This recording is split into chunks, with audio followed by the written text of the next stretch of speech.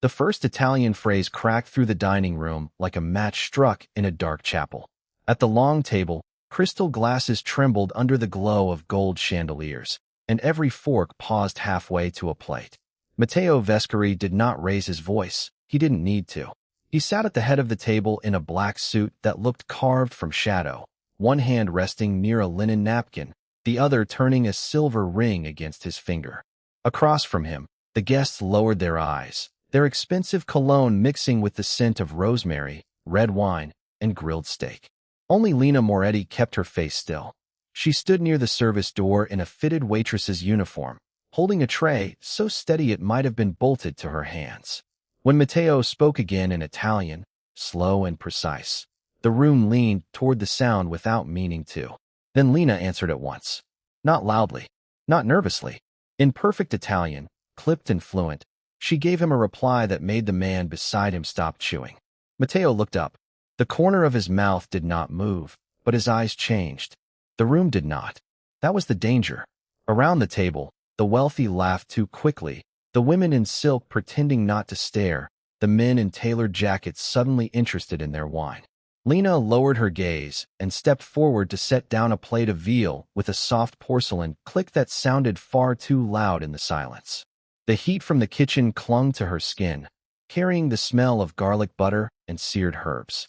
Her dark hair was pinned tight at the nape of her neck, and a single loose strand brushed her cheek as she moved. She should have blended into the background. That was what people like this room expected. They expected her to carry dishes, not language. To pour water, not interrupt power. Matteo said another sentence in Italian, this one sharper, and several guests exchanged uneasy glances. One man across the table frowned, as if he had suddenly found a crack in the floor beneath him. Lena did not look at him. She looked only at Matteo, her shoulders square, her tray now empty, but still held as if it mattered. Then she answered again, just as smoothly, and this time even Matteo's bodyguard shifted his stance. The table had gone from casual laughter to a held breath. Forks hovered. Ice clinked inside a tumbler. Somewhere in the kitchen, a metal pan hit a rack with a sharp ring, and the sound carried cleanly through the room. Matteo's gaze stayed on Lena. Not cruel, not amused. Measuring. The kind of look that weighed a person twice and found them more dangerous than they appeared. Lena felt every eye in the room settle on her shoulders like a burden. She kept her chin level, waiting for the next word, because she knew what the others did not. Matteo had not spoken Italian to show off. He had spoken it to test the room. And now, with one waitress answering when no one else could, the balance of power had already begun to shift. Lena did not move when the room fell silent.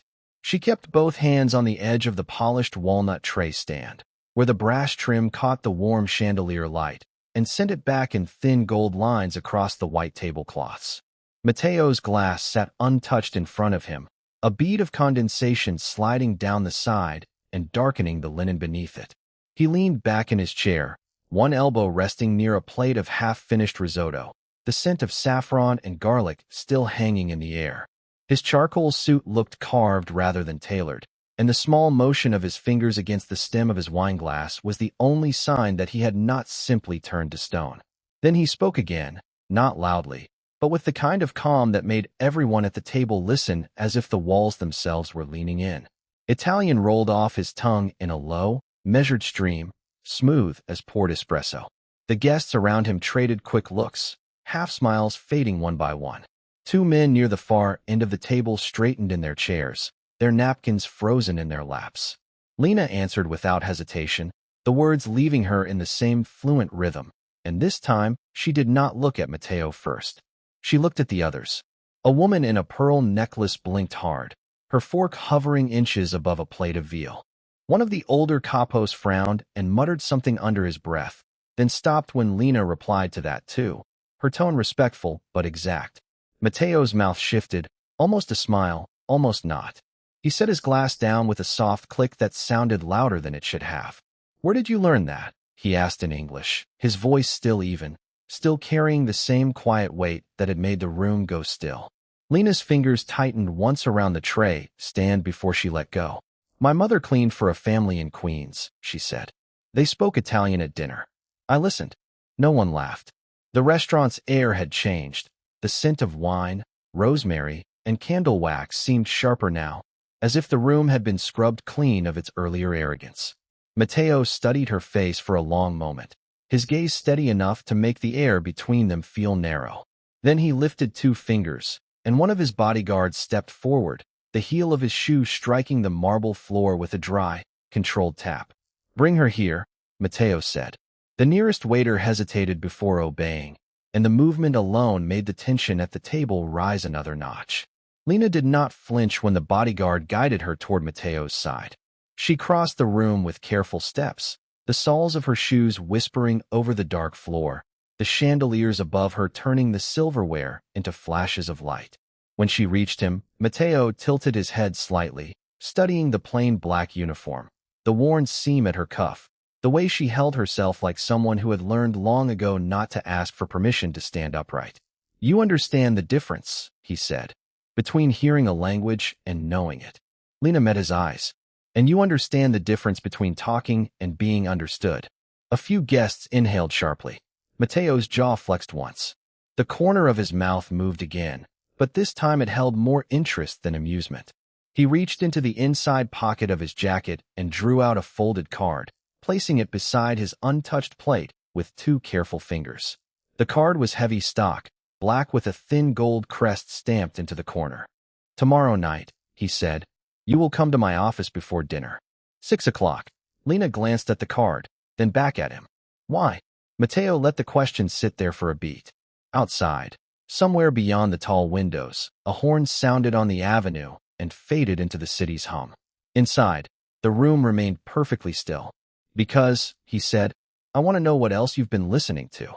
The office at Vito Moretti's restaurant occupied the building's top floor, where the windows looked down over the river and the city lights shimmered like scattered gold dust on black water. Lena arrived at exactly 6, her shoes quiet on the polished stone, the black folder Mateo had sent her holding against her ribs. A brass lamp burned low behind the desk, throwing warm light across shelves of leather-bound ledgers and a heavy walnut surface that smelled faintly of cedar and old paper.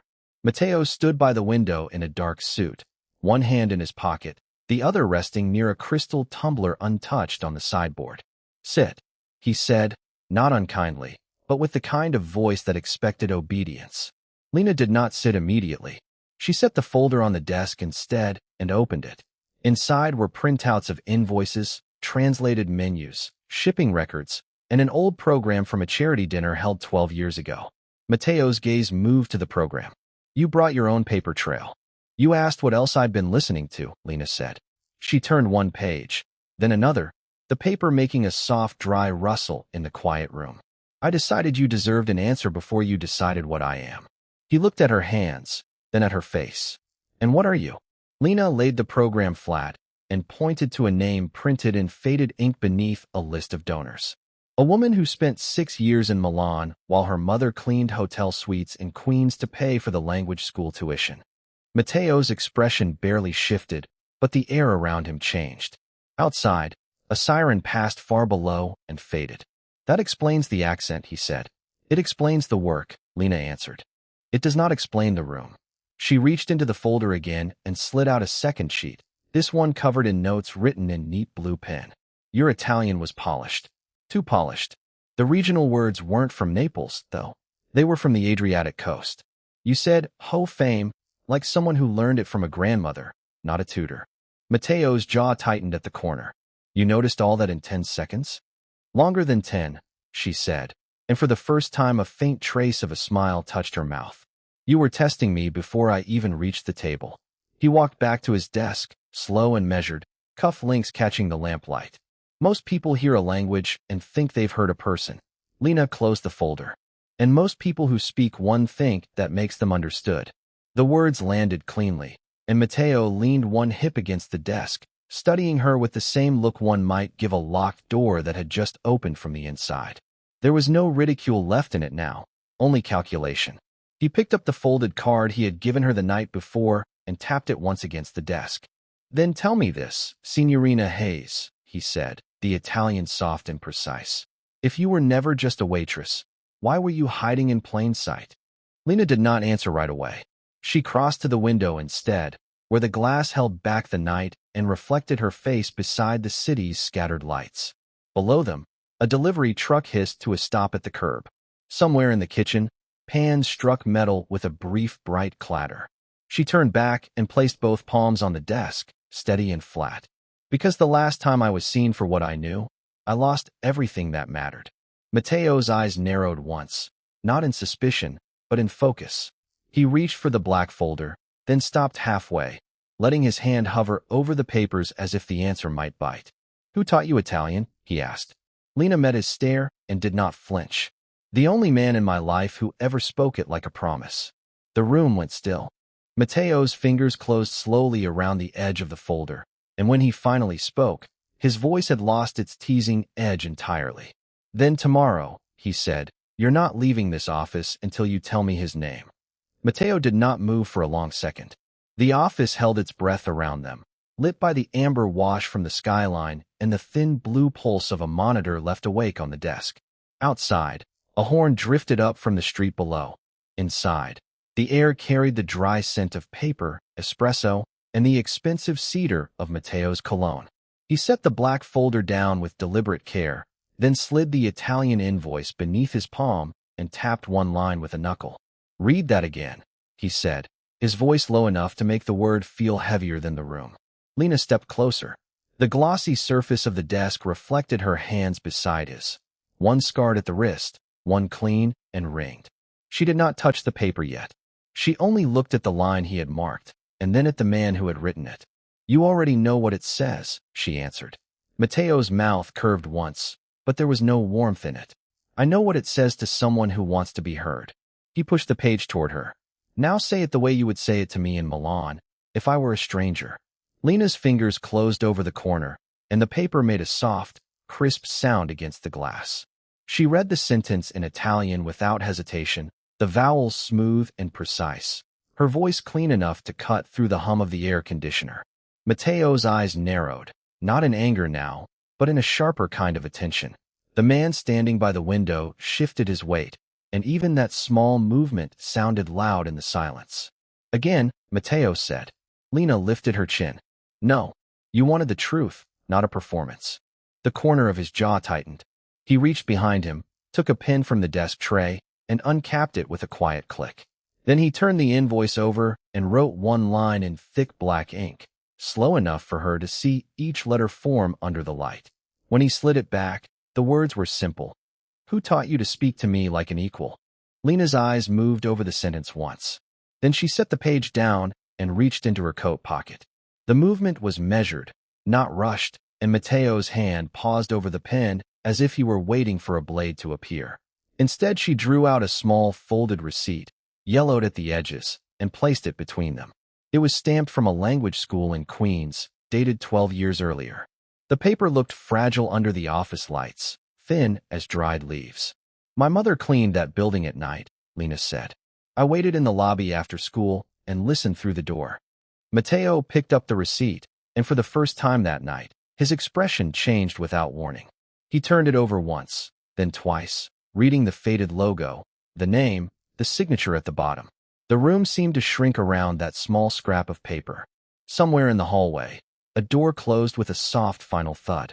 Mateo looked up slowly. "You brought proof," he said. Lena slipped the Italian invoice back toward him and folded her arms, steady now beneath the warm light. "You asked why only I answered," she said. "Because no one else in this room was listening." Mateo stared at her for a beat that felt longer than the city outside. Then he reached for the phone on his desk, not to call security, but to call someone higher than them both. "Get the translator upstairs," he said into the receiver, "and tell him to hurry." The translator arrived 7 minutes later, a lean man in a gray coat with reins still clinging to the shoulders of his suit. The lobby outside Mateo's office had gone quiet, the marble floor reflecting the gold from the chandelier above like a polished blade. Lena stood near the desk, her hands resting on the back of a leather chair, while Mateo remained by the window, one cuff button undone, his phone dark in his palm. When the translator stepped inside, he gave a small bow and glanced from Mateo to Lena, taking in the tension in the air without a word. Mateo slid the invoice across the desk. "Read every line," he said. Slowly, The translator adjusted his glasses and began, his voice low and careful as he traced the faded Italian script. Lena watched Matteo's face, not because she expected warmth, but because she had seen enough men like him to know when a room changed shape around them. Outside the tall glass, the city moved in streaks of headlights and rain. Inside, only the scratch of paper and the translator's measured voice disturbed the silence. He reached the bottom of the page and paused. "This is not a receipt for one meal," he said. "It is a transfer confirmation. The restaurant was paid in advance to provide service for a private meeting." Matteo turned the invoice once in his hand, the paper crackling softly under his fingers. "Private meeting with who?" The translator lifted his eyes. "With your father's lawyer." The words landed with a dull weight. Matteo's jaw tightened, and he set the invoice down as if it had started to burn through his skin. Lena didn't move. She only folded her arms tighter against the cool air from the vent above. "Then why was it sent to her?" Matteo asked, his voice quieter now, but more dangerous for it. The translator read the signature again, then looked up. "Because the manager used her account access to alter the invoice and route the blame to the nearest employee." Matteo's chair scraped back an inch when he shifted. "And she is the nearest employee because—" He didn't finish the sentence. He didn't need to. Lena answered for him by taking one step forward and setting her own notebook on the desk.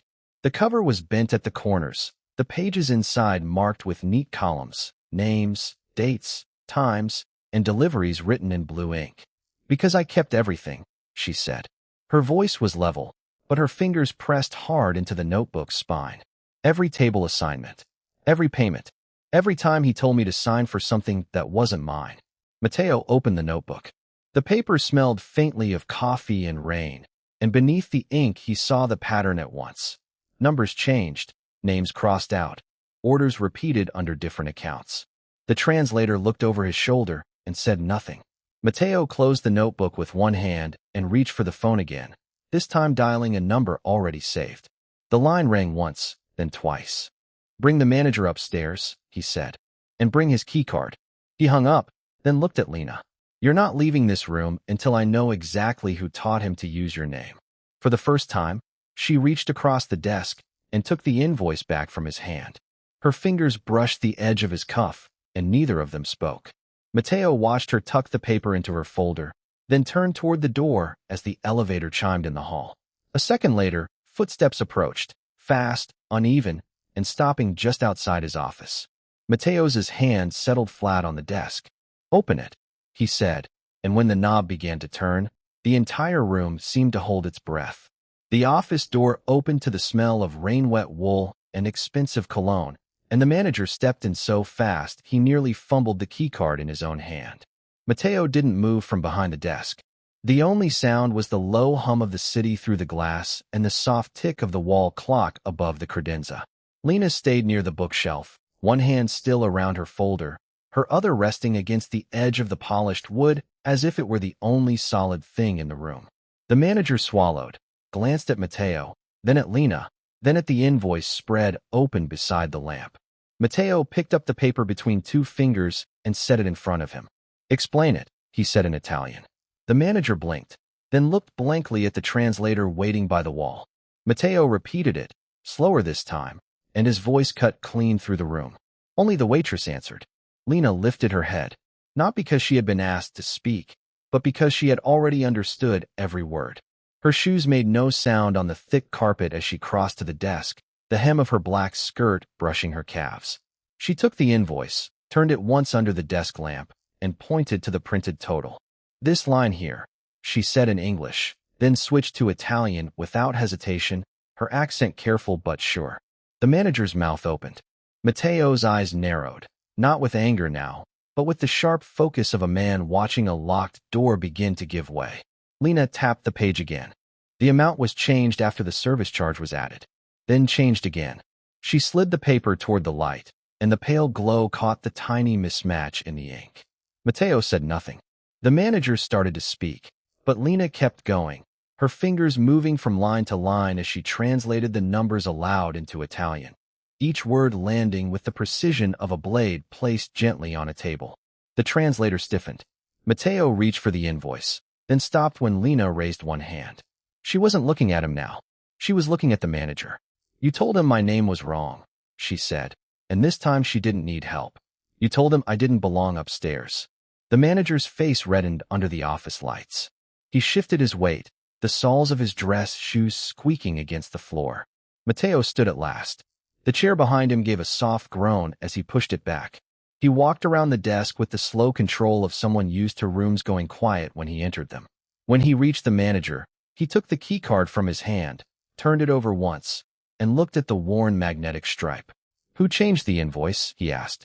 The manager licked his lips. Sir, it was a misunderstanding. Mateo held up the invoice. In my language, and yours, that is not an answer. He turned to Lena. Did you do this alone? Lena nodded once, then reached into her folder and pulled out a folded copy of the original receipt. The paper crackled softly in the silence. Mateo took it, compared the two, and the line of his jaw hardened. Outside the office, a few muffled footsteps stopped in the hall. Inside, no one spoke. Mateo placed both documents on the desk, side by side, then looked at the manager with an expression so calm it made the air feel colder.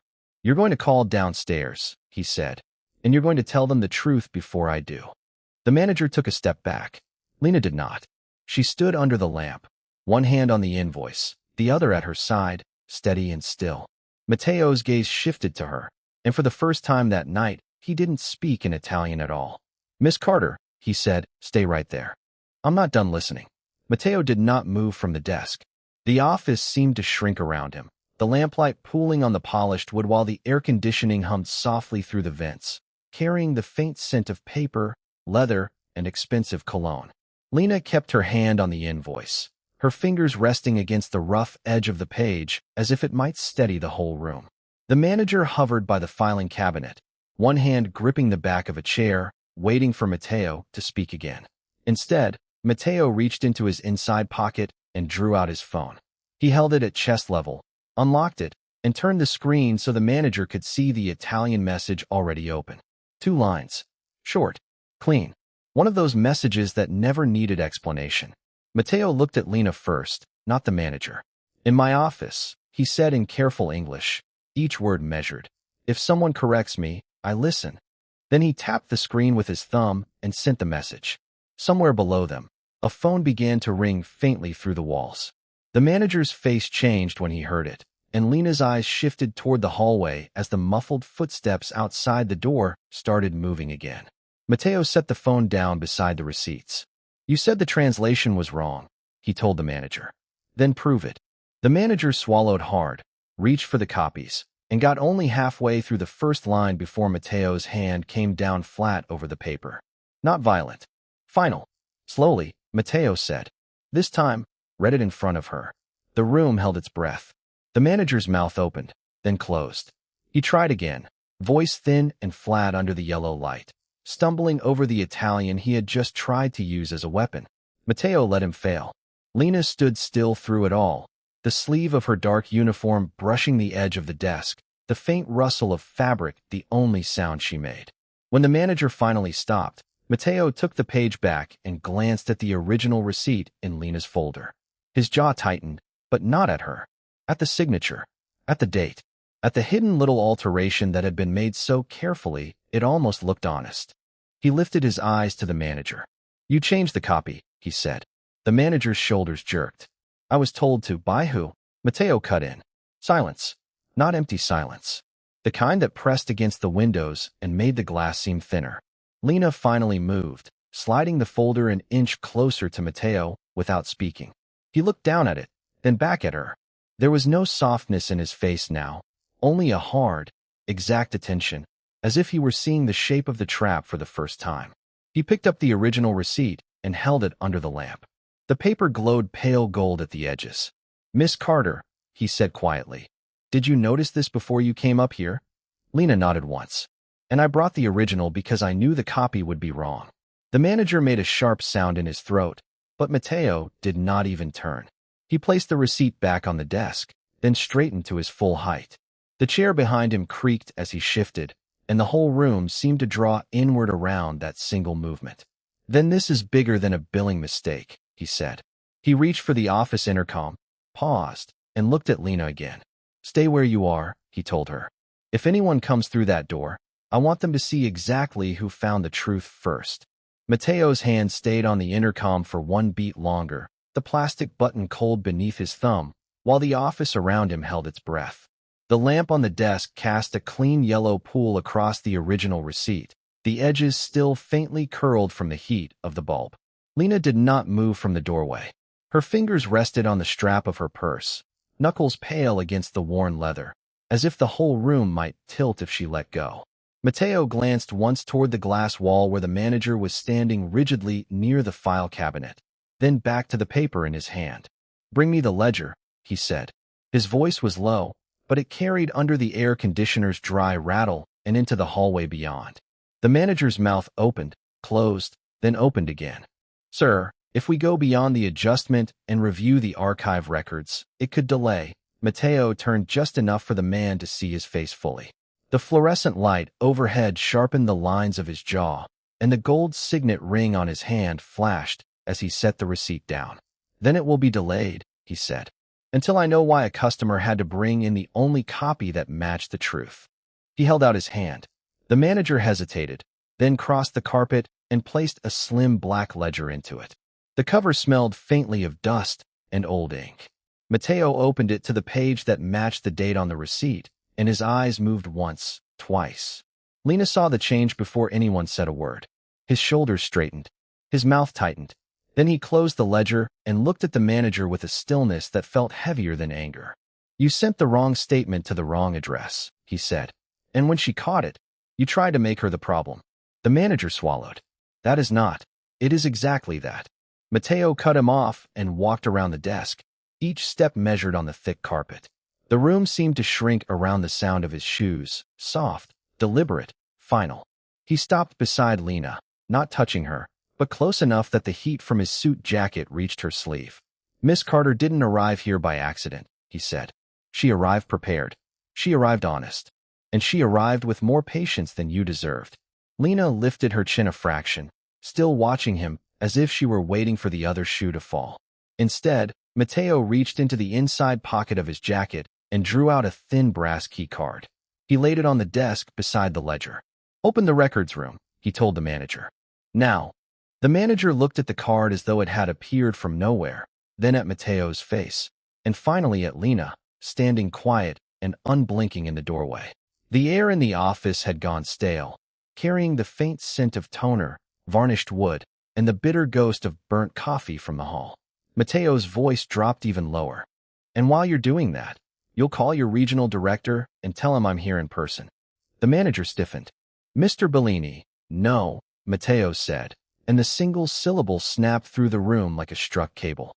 "You'll call him because if this bank has been tampering with customer records, I want the entire chain exposed before sunset." Lena's hand slid from her purse strap to the edge of the desk. The polished wood was cool under her fingertips. She looked at the ledger, then at Mateo, and something in her expression changed only slightly, but enough to make the room feel different. Mateo noticed it. He didn't smile. He only looked toward the door and said, "If the numbers were altered, then someone here knew exactly whose life they were gambling with." The manager reached for the phone with a shaking hand, and the first ring sounded too loud in the sealed office, like a warning no one had expected. The phone rang once, then again, each vibration seeming to travel through the bank's polished walls and into the bones of everyone inside. Mateo stood beside the desk, one hand resting lightly on the back of Lena's chair, not touching her, just there like a barricade. The manager mouthed a silent apology to no one in particular, then lifted the receiver with trembling fingers. In the glass reflection behind him, Lena saw his face drain as he listened, saw the way his shoulders dipped lower with every clipped word from the regional director on the other end. The air smelled faintly of printer ink, lemon polish, and the sharp metallic scent of fear that seemed to rise when authority changed hands. Mateo said nothing. He only watched the manager's eyes dart from the ledger to Lena and back again, as if the numbers themselves had started accusing him. Then he reached across the desk, took the open ledger, and turned it toward the light from the window. "Read the entries again," he said in Italian, low and even. The manager swallowed hard. Lena, who had been holding herself so still that her purse chain left a red mark in her palm, finally stepped forward. Her shoes whispered against the tile. She pointed at a line in the ledger, then at the date stamp, then at the initials in the margin. "Those aren't mine," she said, her voice quiet but exact. "My signature never looked like that." Mateo's gaze shifted to the page, and for the first time, the room saw him working not like a boss, but like a man who had decided to witness the truth all the way to the end. The manager tried to speak, but Mateo raised one finger, and the bank went silent. "Pull every archived record for the last 6 months," he said. "Now." A teller rushed toward the back office. Chair scraped. A printer started up somewhere, and then jammed, spitting out half a page with a harsh mechanical buzz. Minutes later, the regional director arrived on speakerphone, his voice thin and alarmed, while the manager stood pinned between the desk and the consequences of his own choices. The audit came fast. One altered entry, then another, then a pattern no one could excuse. Someone had been shifting balances, changing notices, and moving responsibility onto customers who would not fight back. Lena did not look at the manager when the truth finally landed. She looked at the ledger, at the clean white band of sunlight crossing the desk, at the ink that had tried and failed to erase her name.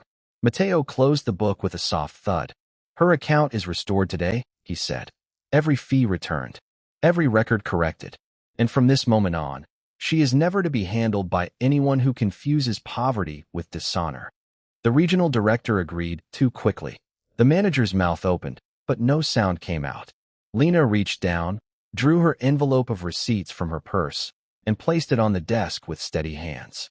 Then she looked at Mateo. The hard lines in his face had eased, not into warmth exactly, but into something more dangerous to a room like this: respect. "Why did you step in?" she asked. Mateo's answer came after a beat, in a voice that no longer needed to command to be obeyed. "Because people like him count on silence," he said, nodding once toward the manager. "And I've seen what silence does to a decent person trying to be heard." The manager flinched as Mateo took Lena's bag from the chair and set it gently in her hand. "Your money is yours," he said. "Your name is yours. No one takes either from you in my presence." Lena tightened her fingers around the strap, then stood a little straighter beneath the bank's cold lights. When she turned to leave, the entire room remained still, as if even the air understood what had happened there. At the door, she paused and looked back only once, not at the manager, but at the ledger on the desk and the man who had refused to let her be reduced to a line on a page. "Thank you, Mr. Bellini," she said. Mateo dipped his head, and the bank, for one final breath, stood quiet enough to hear dignity return to its place.